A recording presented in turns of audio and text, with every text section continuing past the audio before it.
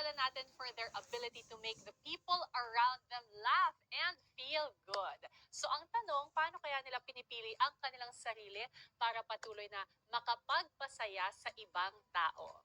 Let us be real with someone na may nakakahawang good vibes talaga. Behind his every smile are a lot of struggles that I'm sure marami tayong makaka-relate. Welcome to BRGY from PBB Gen 11, Binsoy Namoka! Hello!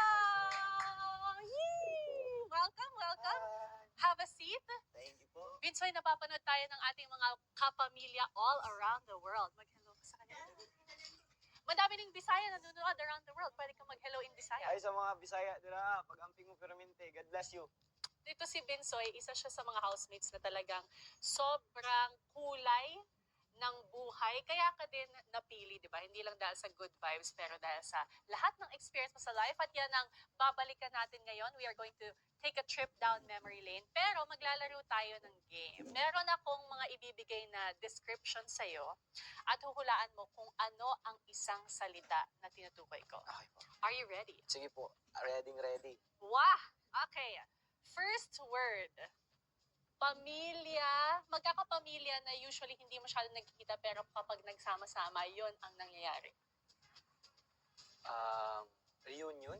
Reunion is correct. Yes. Yes, reunion. Ito si Binsoy, sobrang interesting ng naging buhay. At kasi your parents separated, baby ka pa lang, Yes po. a few months old.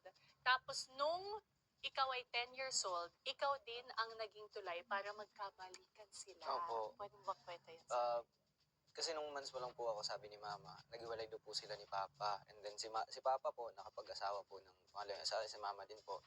Pero si Papa po, nagkaanak po sa pangalawang asawa po ng 4. And then si Mama po, hindi na po nagkaanak. And then, yung asawa po ni Papa, pagpanganak po dun sa bunso naming kapatid, namatay po yung Mama ng anong asawa po ni pangalawang asawa po ni Papa dahil sa pagpanganak po sa bunso naming kapatid.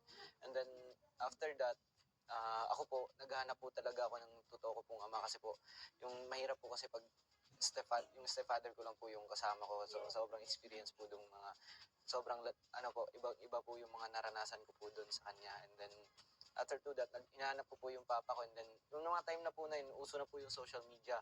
Kasi mapa po, naghanap po ng way para makapag-communicate po doon sa papa ko. And then, naging naging ganda na po yung takbo ng pag-uusap nila hanggang sa 2012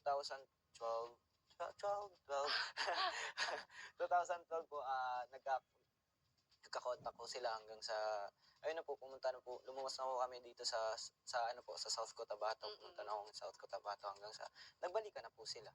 Anong naging experience mo, pakiramdam mo nung, yun nga, nagkabalikan na yung magulang mo, tapos may mga bagong kapatid ka pa? Syempre po, masaya.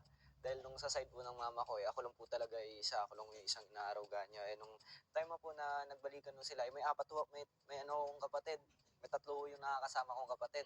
So, masaya po dahil nung pagkita-kita ko namin, maliliit pa po yun. Hanggang sa sabay na ho kaming lumaki. So, kumbaga hindi na ako inisip namin na half brother, half sister ko lang sila. Kumbaga, turing ho talaga namin yun. Kapatid ho talaga. Like, ginagawa ko din naman lahat para sa kanila. Parang ganun po. Oo, kitang-kita naman natin yon, sobra. Which brings us to our next word. Meron pa tayong isang salita. Ito ay isang activity na love gawin ng mga Pinoy kung saan nagkakantahan ng sabay-sabay, pumipili ng gusto nilang kantahin. Tapos may mic. Tapos kakantahin ang Karaoke. Yes! Karaoke! Tama ba? Yun ang isa sa mga super bonding ninyong Opo. pamilya growing up. Kasi sa bahay, meron po kami like, maliit lang po na speaker and then may mic po siya. Tapos, i-connect mo lang Bluetooth. Yun ho yung nagiging silbi namin karaoke sa bahay. Kasi si Binsoy magaling sumayaw. So, kanta din? Oo, sumasali din ako sa mga like, mga barangay ho na singing contest. Pero hindi ho nananalo kasi sobrang gagaling ho ng mga kalaban dun sa amin. Actually, mahilig ka talagang sumali ng mga contest. Opo. Sobra, kung ano-anong contest. Sige nga, ano yung mga sinalihan mo nung lumalaki ka? Kasi yung sa school ko po, high school po ako, kumaga, dinadala po kami ng school namin para mag-compete po sa ibang mga province. So, Ito yung sa sayaw. opo, sa sayaw. Yun, dinadala po kami ng ibang school, and then ako po paminsan-minsan kinukuha po ako ng like municipality namin para mag-perform po sa ibang municipality din. I-compete kami doon, and then nananalo noon din po kami, at saka doon na nagkakaroon ho ng mas maraming opportunity kasi mas maraming nakakapansin sa amin na magaling kaming sumayaw. Ganun po. Yes. Tsaka choreographer ka din, Opo. di ba? Eto, meron akong next na word na ipapakula sa'yo. Ito ay maliit, medyo kumikinang, nahahanap Alam ko na po sa, ano yun? ginto. Yeah. Ah. Alam na alam ni Binsoy kung anong sinasabi ko. Imbis na jewelry ang pinag-uusapan natin sa ginto, ang ginto sa buhay ni Binsoy, kakaiba. Dahil medyo kakaiba din ang isa sa mga naging racket mo growing Opo. up. Pakikwento naman sa kanila yun. Kasi nga ako sa hirap ng buhay, since grade 7 ho ako, natuto na po akong magmina. Sumasama po ako sa mga friends ko na nagmimina. Kaya hanggang sa paglaki ko ho, hanggang naging college ho ako, kumbaga, yun na ho yung naging sandalan namin na pamilya ko. Doon na ho kami humahanap ng, doon na po kami kumukuha ng, kumbaga, daily, namin, pinagkikitaan namin, doon na po talaga. So, sobrang hirap po talaga maging, magmina. Pero kaya nga ang iyong moniker nga ay maabili dancing dong. Kasi maabilidad ka talaga. Marami ka ring ibang mga racket-racket So, maliban dun sa sayaw, dun sa pagmimina, ano pa yung mga niracket mo? Naranasan ko din po like, mag-harvest po ng mga dumiho ng manok. Yes, nabasa ko nga yun. Parang, basically, ikaw yung magliligpit ng Oo. dumi ng manok. Ikaw Tapos yung, gagawing fertilizer ba yun? Yes Hindi po. naman. Yun po yung binebenta po sa mga malalaking kumpanya po na meron pong mga farm. Mm-mm. Yan po, doon po siya binebenta. So kami po yung nagsasaking ho ng mga dumi ho ng manok. Ang kami nun nagkaka-rashes. Mm-mm. Hindi Kasi biro talaga. hindi biro ho, Oo. sobrang hirap po talaga nun. And then, ngayong nung college ho ako, po ako, working student po ako sa dalawang guro. Yan po Mhm. yung talaga nakatulong sa akin para makapagpatuloy sa pag-aaral ko, dahil kung hindi po nila ako tinulungan, siguro tigil na po ako sa pag-aaral dahil nga ho, mahirap po yung buhay at hindi ko kaya makapag-aaral ng college. Ito ba yung nagmamaneho ka para dun sa Yes po. family nila din? Yes po, yes Oo, po. di ba? Madami talagang racket. At madami tayong mga global Pinoy na nakaka-relate doon talaga na kung anong trabaho yung kayang pasukin, di ba? Basta Opo. makatulong. Meron tayong last word. Ito ay kinukuha mo para mayroon kang dala-dala sa school, pambili ng pagkain o pang commute. Pwedeng pera, pwedeng pagkain, dinadala sa maliit na lalagyan kung pagkain. Allowance? Parang ganon, isa pang salita. Baon? Yan! Nahirapan ako dun. Yes, baon. At eto na nga yung kwento mo na kanina na ang laking bagay nung mga teacher mo Opo. para mapagpatuloy mo ngayong pag-aral. Maliban dun sa iyong scholarship nga Oo. dahil sa pagsasayaw. Ano yung kwento nung teacher na yun na nakatulong sa'yo?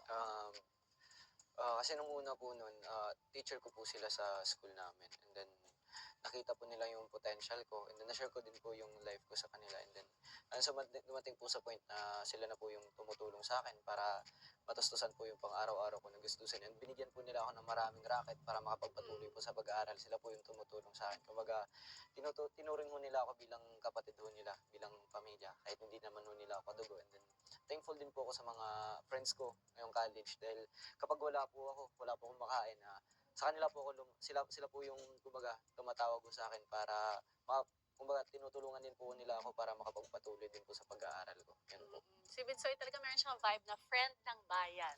Yan, ganyan. Tapos yung teacher na yon, ano pangalan ng dalawang teacher na yun? Si Sir Marvin at saka si Sir Javon po. Javon. Hello, Sir Marvin, and hello, Sir Javon. I'm sure proud na proud sila sa iyo ngayon, sa lahat ng mga nangyayari sa life mo. Siyempre, hindi pa dito nagtatapos ang ating kwentuhan with Binsoy. Mamaya ay magbabalik pa siya at pag-uusapan natin ang kanyang naging PBB experience. But, after this very, very short break, aalamin natin and we will sit down and find out the story behind the iconic JP Core Dance. Yes, ang housemate naman ni Binsoy, ang ating mga kasama when BRGY returns. Bianca Gonzalez, let's continue to be real this time. Such a natural when it comes to making the people around him smile. Let us all welcome to BRGY, PBB Gen 11's JP Cabrera. Hello! Hello, hello. Welcome. Have a seat.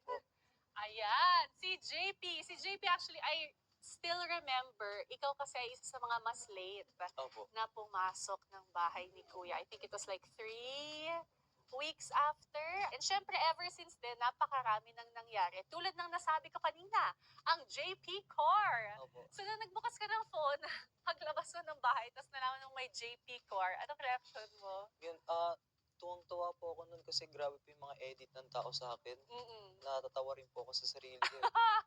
Sa mga pinaggagawa ko po dun sa loob ng bahay ni Kuya. Tulad ng kay Bensoy, syempre gusto nating mas kilalanin ang mga pinagdaanan ni JP in life. And this time, kakaibang game ang hinanda namin for you. It's the Whisper Challenge. Wow. So meron kang headphones right there beside you. Very galawang housemate ulit tayo. Ang gagawin mo lang, pag sinuot mo ang headphones, I will say a word that you will try to lip read. Are you ready? Ready na po. Okay. Parang madali lang to. Madaling-madali lang to kay JP. First word is...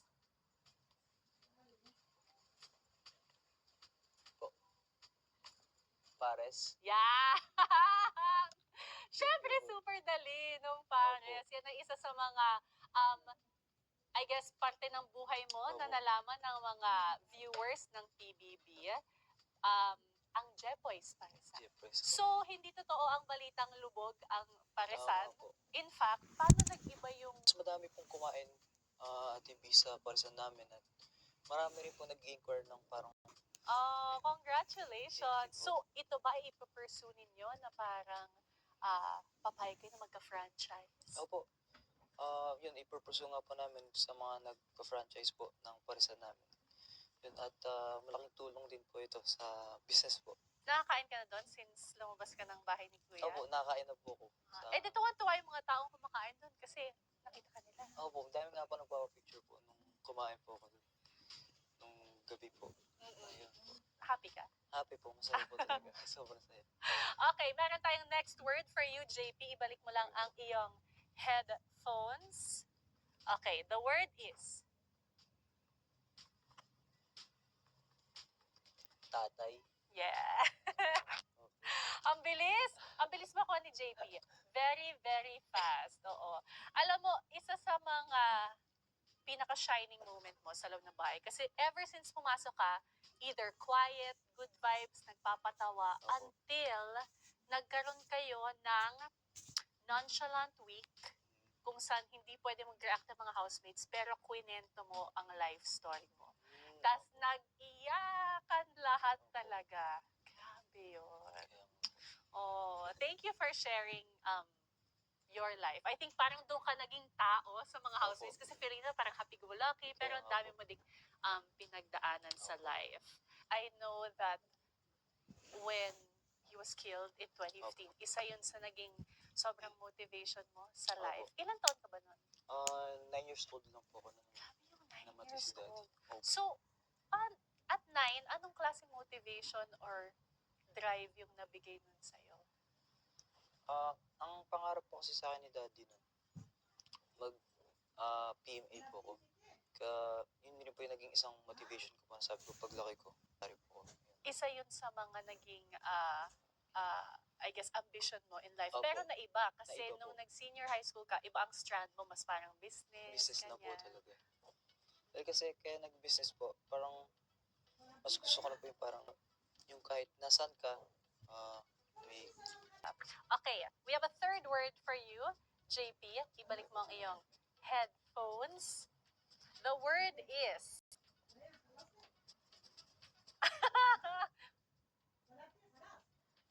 pandakan.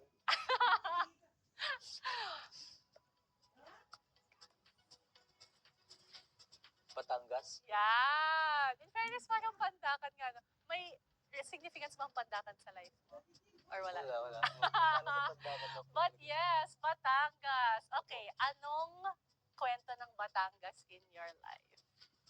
So sa Batangas po, doon po talaga lumaki yung daddy ko po. Tago doon po yung sa father side ko po, sa Batangas. Kaya yun po, doon din po yung mga kapatid ko, yung mga lolo ko, doon po sila. sa Batangas po. Mhm. So, kumbaga si daddy ko po, tubong Batangas. You have very fond memories in Batangas with your family? Opo, actually, doon po ako Christmas, New Year, ganyan Mhm. po. Pag undas, nandun po ako lagi sa Batangas.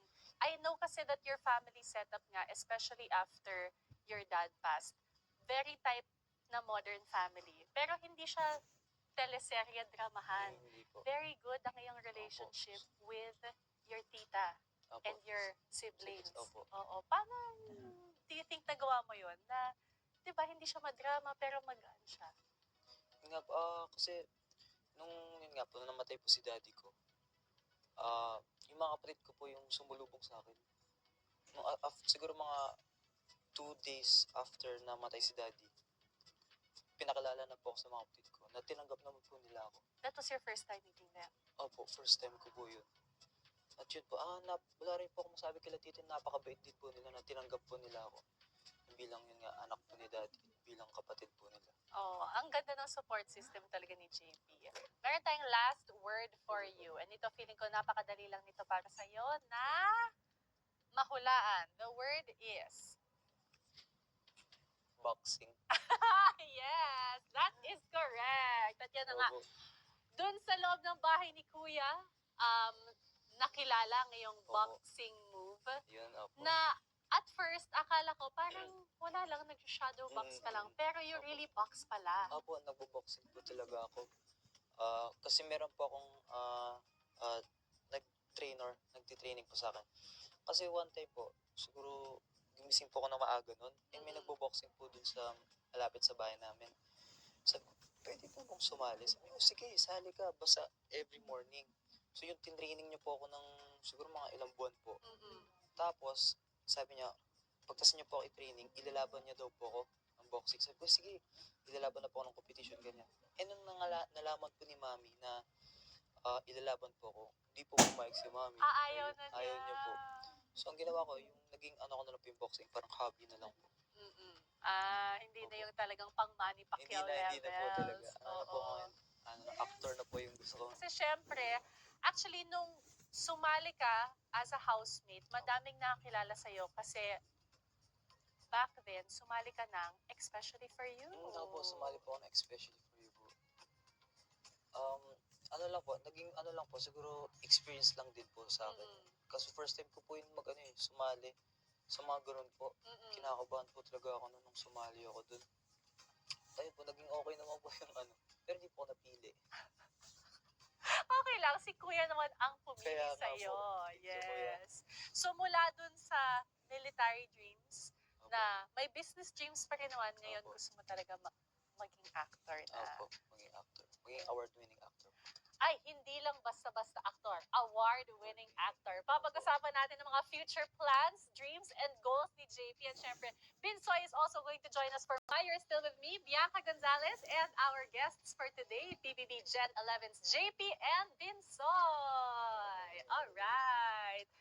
Grabe, no? What an experience to be part of Pinoy Big Brother. Yes, so I'm sure ang dami niyong natutunan sa sarili niyo. Pero ano yung pinaka na-discover niyo about yourself? Ikaw. Sa akin po siguro, mas na-discover ko sa self ko, mas marami pa pala akong talent na hindi ko pa pala na lalabas. Doon ko lang po talaga na-discover sa Tulad loob na. ng... Tapos, ang biggest lesson po siguro sa loob ng bahay, unahin mo na ang sarili. Ikaw naman, Jay. Siguro mas na-boost po yung confidence ko. Kasi bago po ako pumasok, mahihain po talaga ako. Nung ngayon, paglabas ko po, parang nawala na po yung hiya ko po. Pag pinapasayo, sumasayaw na po ako. Pag pinapakanta, kumakanta na po ako. Sige nga, kanta ka nga. There I was. Kumanta agad siya! I love it! Talagang good vibes ang hatid. Pero Opo. totoo, no, parang mas nakikilala at nadidiscover mo at naging confident ka sa sarili mo pag maging housemate ka. Pero may isa akong parang padulo na kasi ng stay nyo sa loob ng bahay. Saka namin na-discover, hindi ko alam kung ikaw ang kasama ni JP Binsoy, Pero, meron pala si JP na happy crush sa loob ng bahay. Ah, Di ba tinutulak-tulak niya siya oo. papuntang girls' bedroom? Yes po. Ikwento mo naman sa... Sige nga, ikaw, Binsoy, magkwento kasi Nung nahihiya una ako po kasi isang noon nasa Kailan mo na-notice na may sabi? eto kasi may sinasabi sa akin na Mm. meron daw siyang like gusto daw, parang gano'n po. Tapos ayun na po, nag-usap po kami sa labas, nandun po kami sa garden area. Tapos, Oo. pare, ipagtapat mo na kasi kay kumare. Parang tas, mga oras na tayo, eto, parang decidido na rin ako na sabihin kay tapos pumasok na ako kami doon, tapos si Jaren nasa likod doon si Jaren. Sabihin mo, Kai, yeah. I love your eyes. Yeah. I love your nose. Yeah. Ganun doon na po nagsimula. Parang nagko-coaching si Opo, Jaren opo. sa likod. Eh, ikaw, grabe yung support ng mga brothers Kaya mo. nga po. Pero ano po kasi yun eh, nomination po yun. Mhm. So, sabi ko, bago lumabas si Kai, dapat aminin ko na. Kung lalabas man siya, kaya sabi ko lalang sumulong ko. Eh, si Kuya Binsoy po, narinig niya. Sabi ko, Kai, gabi po yun eh. Humanap po ako ng tiyempo na natin na kami lang dalawa. Mm-mm. Siguro a day before eviction night. Mm. Eh, wala po talagang tiyempo. Lagi may kasama si Kai. Mm. Lagi siyang may katabi. Sabi ko, paano kaya ito tiyempo? Eh, gumabi na po. Sabi ko, Kai, bukas may sabihin ako sa'yo ah. Mm. So, irinig ni Kuya Binsoy. Sabi ni Kuya Binsoy, alam ko na yan. Sabi niya po sa akin. Ano alam mo na? Basta. Eh, tulog na po. Ayun, paggising ko po, ng umaga na. Hindi ko po talaga masabi, Ate B, nahihiya po talaga ako. Eh, nung hapon na, si Kuya Binsoy, kung sasabihin mo na, sabihin ko na. May sasabihin ako kay Kai, narinig niyo po ulit. Alam ko na yung sasabihin mo, kagabi ka pa, sabi ko sa Kuya Binsoy. Oli ka dito, mag-practice ka, sabi ko sa akin. Ayun po. Yung nahihiya po talaga ako na. Pero parang nakita ko naman kayo recently dito sa outside world. Parang hindi ka naman nahihiya na masyado.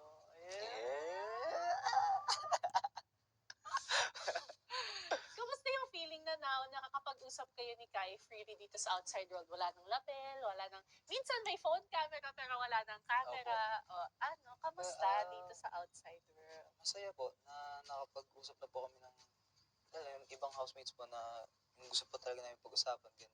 Mm-mm. Hindi na pa namin kailangan pa pag ganon, pang straight na po na usapan. Masaya po. Grabe naman. Nakakatuwa naman kayo talaga makita lahat together dito sa outside world, di ba? Free and syempre, ang dami ng opportunities na nagbubukas para sa inyo. Kanina we talked about it a bit, JP.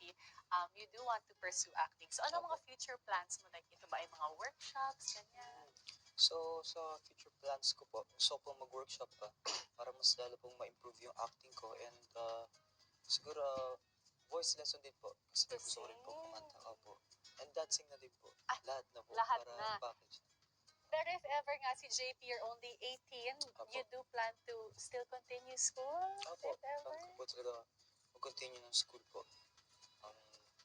Actually, next year magka-college na po ako. Exciting. Opo, Congratulations thank you po. and good luck on everything. Ikaw naman, Binsoy, future plan. Para sa akin, no, siguro, syempre, attend muna ang mga workshops and then gusto ko kasing makita sa TV, makapag-perform. Gusto kong makasali ko sa mga teleserye. So, And acting then, din. Opo, acting, singing, and dancing. Kumbaga, i-package na lang din ho lahat. At Lahat. kayang-kaya naman pong gawin. Oo naman. Lalo Opo. na yung dancing, naka-check na yun talaga Yes, po. sa iyong list. Napakahusay sumayaw nitong si Binsoy. So, yun din. And then, of course, ang pag-uwi sa inyo, do you know na kung kailan ka makakapuntang South Cotabato? Hindi ko pa po alam pero December uuwi po ako or this November. Baka makauwi po. Grabe, no? Sigurado meron dyang bonggang pa-homecoming at welcome ang iyong bayan sa iyo. Very, very proud of you. Also, congratulations and Thank good you luck po. on everything, Binsoy. Maraming salamat. And syempre, bibigyan namin kayo ng chance na magbigay ng message sa lahat ng mga sumusuporta sa inyo. Go ahead, JP. Yun, sa lahat po ng sumusuporta sa akin, lalo na una-una ang mami ko po. Maraming salamat po sa Diyos. Thank you din po na grabe yung blessing po na binigay niya sa akin. Sa mga kapatid ko, sila Ate Nicole, Ate Micaela, Kuya Romano, Ate Star, Lolo ko, Lola, si Ma'am Alpha Carmina Valdez po, maraming salamat po sa walang sawang suporta. Si Mama Kring, At yung mga pinsan ko po, sila Ate Angel, sila Ate Patty, yun po. Maraming salamat po sa support niya. At yung mga fans ko po dyan, mga naniniwala po sa akin. Mahal na mahal ko po kayong lahat. Yun lang po. Thank you, JP. Thank you po. Ikaw naman, Binsoy. Go ahead. Unang-una po, pinapasalamatan ko yung pamilya ko, kay mama, kay papa, sa mga kapatid ko. Maraming salamat sa walang sawang pagmamahal niyo sa akin and lalong-lalo na po sa mga taong sumusuporta sa akin. Maraming salamat po at patuloy pa rin po ako magbibigay ng saya sa inyo at sana suportahan niyo po ako sa mga susunod na mga kaganapan ng buhay ko at subaybayan niyo po ako palagi and lalo na po pinapasalamatan ko ang Diyos sa nagbigay po ng buhay sa akin at nagbigay po ng mga biyayang dumadating po sa akin ngayon. JP and Binsoy!